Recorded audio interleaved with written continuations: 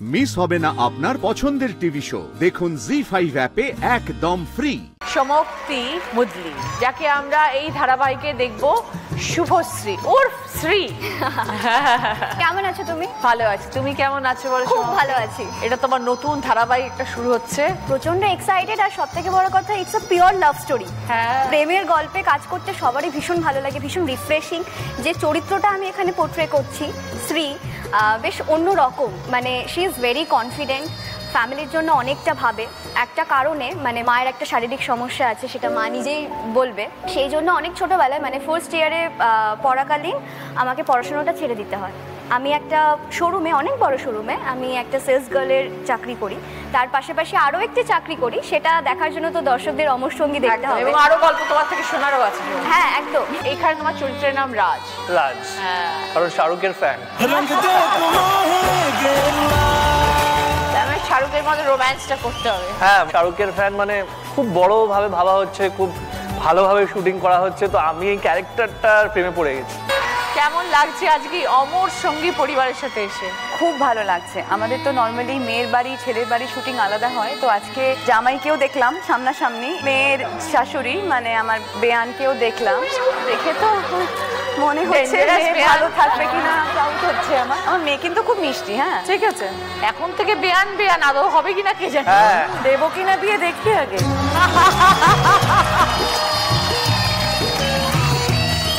কোনো ধারণাই নেই আমার মেয়ের ব্যাপারে। আমাদের সকলের ভীষণ প্রিয় একজন মানুষ স্বাগতা দি। কেমন আছে দিদি? ভালো, খুব ভালো আছি। এই এখানে এলে তো আরো আনন্দ হয়। ছেলের মা, নায়কের মা। হ্যাঁ, এখানে মায়ের সঙ্গে একটা অদ্ভুত কেমিস্ট্রি আছে। তুমি বলতে চাও তুমি এখন ভীষণ ভালো মা হয়ে গেছো? সেটা নিয়ে লোকে একটু চিন্তায় থাকুক। নায়িকার বৌদি রিয়া গাঙ্গুলি, অর্থাৎ এই ধারাবাহিকে জিনিয়া। হ্যাঁ, এবং আবার আমাকে সেই নেগেটিভ শেড। শাশুড়ির সাথে আমার একটু মেলে না, কারণ শাশুড়ি এবং ননদ দুজনই, মানে স্ত্রীর সাথে। আরে আমার মেয়েকে হিংসে করে, আমি কেন মেনে নেব?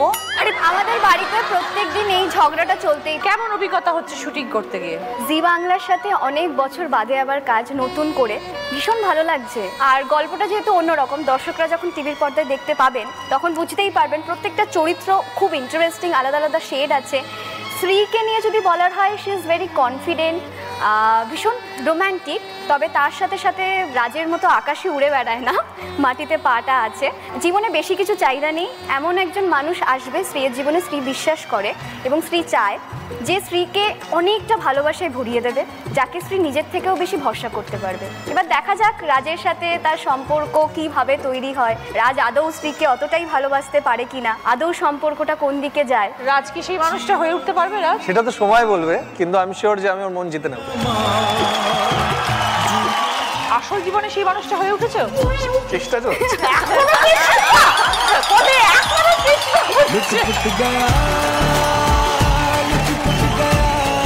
কি বলছে এতদিন পরে? ওর কি আইডিয়া? না, আমার ভালো লাগছে যে একটা লাভ স্টোরিতে ফিরছি, মানে যেভাবে আমাদের তোমাকে নিয়ে তার কি আইডিয়া?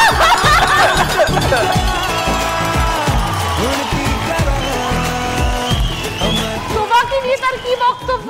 এটা যদি ত্রিটা বলতে ডিরেক্ট তাহলেই ভালো।